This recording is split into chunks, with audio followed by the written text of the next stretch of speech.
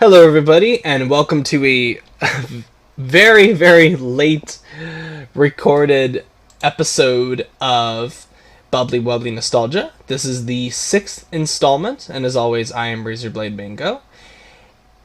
Originally, in my PlayStation Paris Games Week video, I said that I was actually going to be talking about a trilogy of games during this week's show.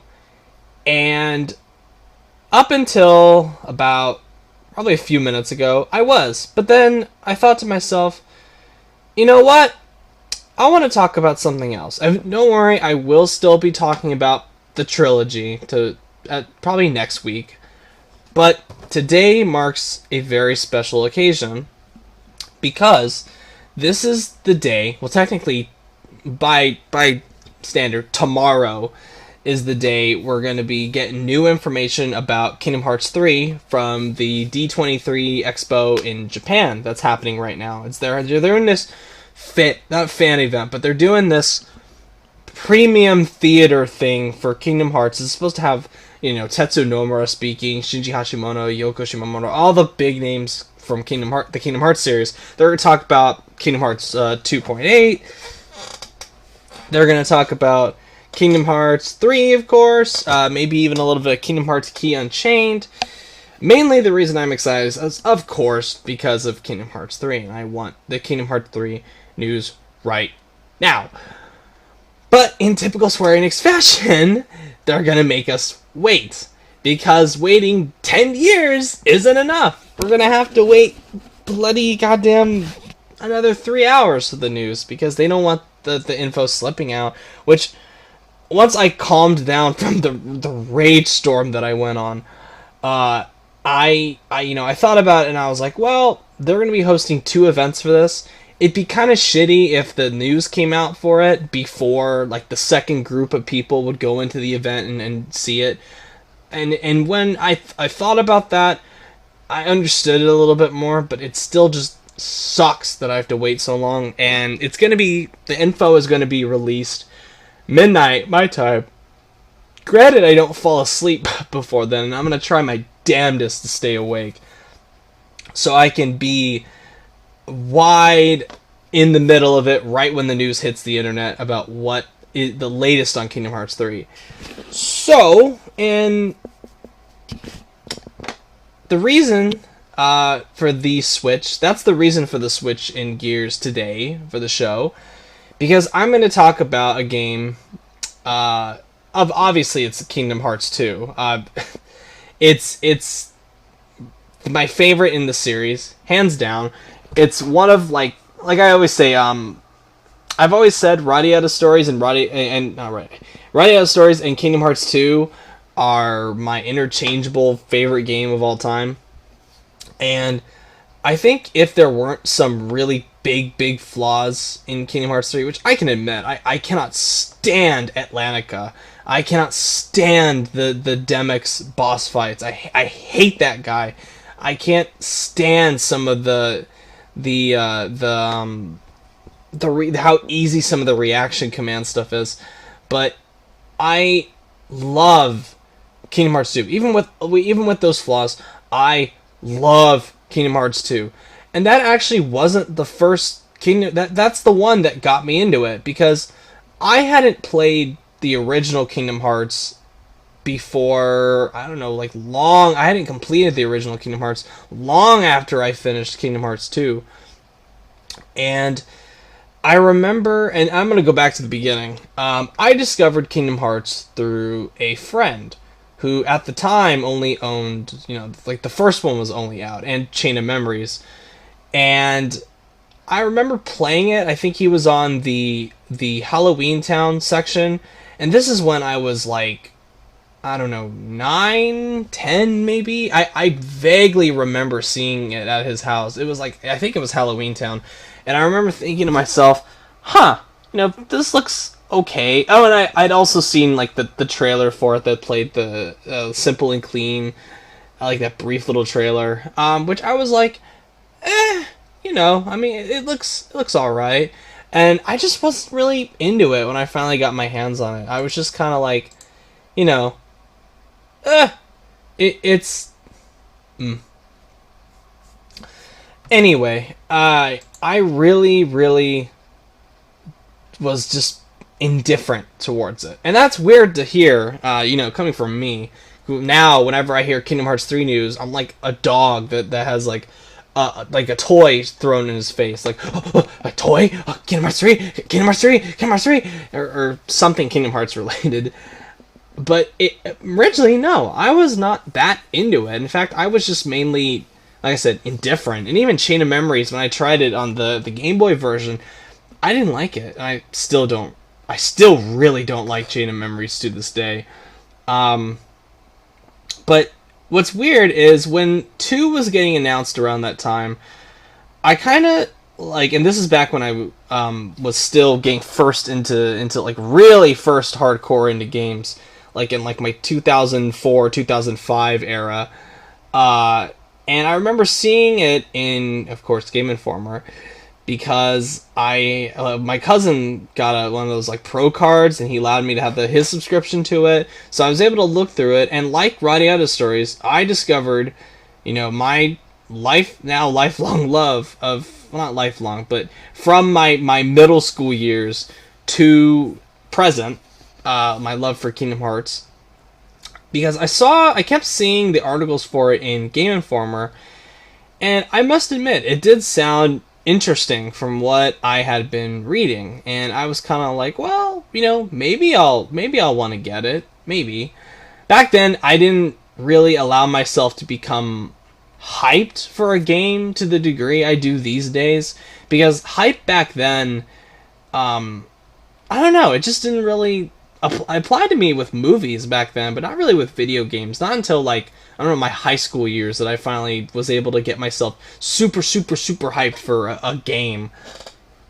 And I think what was really interesting is that I was actually tricked into getting into Kingdom Hearts 3. Because this was back when when I was first like going through GameStop's thing, and I remember like going in and trading some games. And this is back when you're a kid, sometimes whenever you're asked a question, you kind of just go along with it, and you're like, yeah, sure, why not? You don't really think about what you're saying. You just accept, I don't know, some offer that's given to you. It's an odd concept. I mean, bear with me if you don't understand it, but back when I was trading those games in, I remember the cashier going, there are games that are if you want to pre-order it. And the concept of pre-ordering a game did not, I really could not fully understand it back then. And when I was asked, hey, there's Kingdom Hearts 2 coming out, do you want to pre-order that? And I knew what Kingdom Hearts was, of course, and I kind of just went, sure, why not? So, I don't know if I was tricked. I was more or less kind of, I don't know how to describe it. I was more or less driven by an ignorant indifference to get Kingdom Hearts 2. Right, I'll put it that way. I was driven by an ignorant indifference to get Kingdom Hearts 2. And I was weird, as like, even though I had to cough up a good chunk of my allowance for that game, I don't even remember why. I just did it just because I think I was too afraid to say no to the cashier back then. So in a way, I kind of did that to myself, and I know, thank you myself, thank you 13-year-old self for doing that, or 13 or 12 or 13, whichever, one of the two. But and then when I got the game, I think it was a Friday night, I believe, when it came out, or something like that, because I remember I had school the next day, and I remember sitting down in front of my TV, and back then it was like, of course, the standard definition, really like boxy TV, and once I flipped that PS2 on, and I put the game in, and that first cutscene, not first cutscene, but the first, big in title sequence begins with Sanctuary playing. Let me tell you, I was hooked. I still cannot figure out to this day what drew me in about this one that I cannot get into from the first game, because they kind of have similar tragic elements to them, but I think I'm trying to figure this out in this video. But I think I gravitated more towards Kingdom Hearts 2's opening because of how beautiful it was, and how sad it was, and how much I got into Roxas's story, and how when you finally realize that his friendship with Hayner Penson is fake, the sadness that just came over me, I just like completely fell in love with this game. And Twilight Town, of course, is my favorite, is like one of my all-time favorite worlds in the series.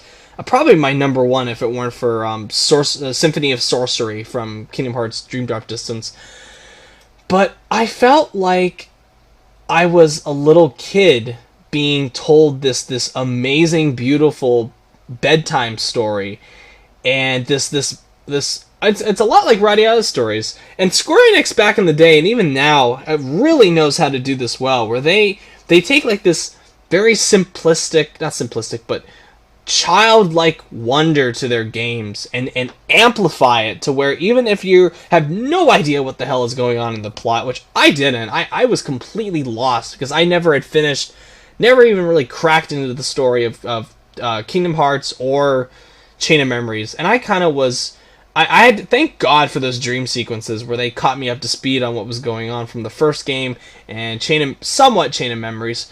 But I remember just being completely wowed by what happened, and everybody likes, and I'm in the minority that loves the beginning of Kingdom Hearts 2. Everybody, even though like mega super hardcore fans of Kingdom Hearts that I know, always tell me, oh, the beginning of 2, ugh, it's so slow, it's so boring, it's so whatever. But I think it being slow and you know, as glacially paced as it is, it serves a purpose, because you live a week in the life of this kid. I mean, the game allows you to become emotionally invested in Roxas, in his day-to-day activities. And he's not saving the world from the beginning of the game. He is just a kid, you know, experiencing a very relatable thing, which is the final week of summer vacation and hanging out with your friends, trying to decide what to do with the time that's given to you. And it was just this really relatable concept that, unlike Kingdom Hearts, the first one, where the first one's all about building a raft to get off the island, which, what the hell kid like living in like a city would relate to that? I mean, I felt I just could not get into that, but I could get into Roxas and his friends being, you know, concerned of how they were going to spend the final days of summer vacation. And a lot of that feeling is amplified by the fact that the town is in this constant state of sunset or sunrise, which immediately gives off this vibe of a beginning or an end. And a lot of the scenes where they look at the sunset are just beautiful in both a visual and thematic level.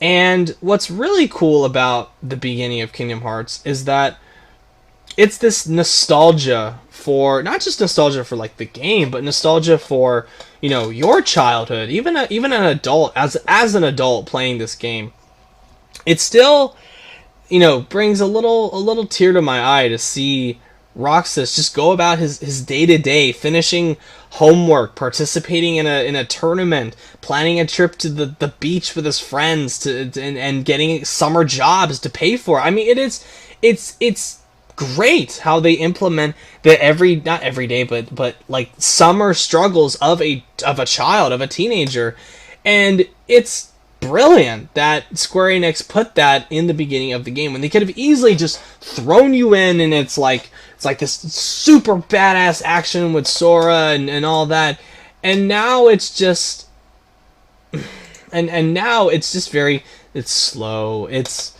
meditative, it's sad, it's heartbreaking, stuff like that. And there's a great article that explains why the beginning of 2 is brilliant and how emotional it is, and I'm gonna link that in the comments section, so, well, not in the description box. I always forget the term for that. Description box. It's going to be in the description box if I can find it. But, and I remember I didn't want to go back to Sora. That's the thing that really, stuck with me in that first playthrough. Is that when I was done with Roxas in his 6 days, and his, final, when he finally realizes what he really is, I did not want to go back to Sora. I wanted to keep playing as Roxas. I didn't want his story to end.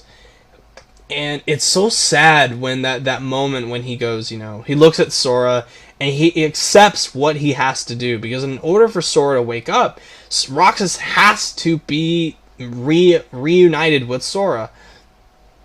And Roxas sacrifices himself, knowing fully well what that means for him, where he could potentially never be whole again as his own living entity, but he does it anyway because it's so odd, and like he just accepts it. And even to this day, I still can't figure out why Roxas didn't just reject all of this and run away with Axel. I mean, he knows, and he knew that he had to go back with Sora, and he thought of the greater good, that he knew Sora is like the chosen Keyblade warrior to defend the worlds. So he made this gut-wrenching sacrifice to abandon his fake friends, which he didn't realize they were fake until the very end. And I mean, wouldn't you feel awful if you realized your entire life was just a sham, was just this computer simulation, and your friends that you have false memories of? I mean, that would be devastating for me. That'd be brutal, and you can see that in Roxas's eyes, on his face, when he walks towards Sora and says, looks like my summer vacation is over. And that's when Kingdom Hearts 2 truly begins. And I remember, the scene where Sora has to leave, and he's saying goodbye, and even Hayner, Pence, and Olette, it's cool how even though like their simulation inside the fake Twilight Town isn't real, there's still this connection between them and their time with Roxas that they just can't quite put their finger on. And yet when they see Sora, Hayner even says, it just feels like when saying goodbye to you and seeing you off feels like something we ought to do, because they have that connection to Roxas. And it's amazing. And that scene is heartbreaking to watch, where Sora sheds that one little tear, because it's not Sora, it's Roxas saying goodbye to his friends. It just gets me every time. And I remember, I think, ending on the scene where the save point below in the Sorcerer's Tower, Mysterious Tower. So that was my first, that night. I will never forget that night. That night, playing through Kingdom Hearts 2 for the very first time, was the moment I fell in love with not only Kingdom Hearts 2, but Kingdom Hearts. That's the series. That I knew from that moment on, Kingdom Hearts would be a no pun intended, a special place in my heart. And it still has to this day. I mean, hell, I'm when I should be going to sleep, I'm staying up to watch to get the first ever news for in a while for Kingdom Hearts 3. And to this day, it's still one of my very favorite series of all time. And hell, I bought a fucking 3DS for a Kingdom Hearts game, even though Kingdom Hearts 3D is now going to be on the PS4. So yeah, I mean, this series is, if I haven't made this clear over the past 2 years I've been doing this channel, and I've been doing a terrible job, I love Kingdom Hearts. I love Kingdom Hearts. And Kingdom Hearts 2, hands down for me, flaws and all, is the best one in the series. hands down, one of my very, very, very, very, very favorite games of all time. So, yeah. Alright. So, thank you guys for watching. If you like what you see, subscribe. If you have a PS2 or a PS3, play Kingdom Hearts. Play Kingdom Hearts 2. Get into this series. Share it with your friends.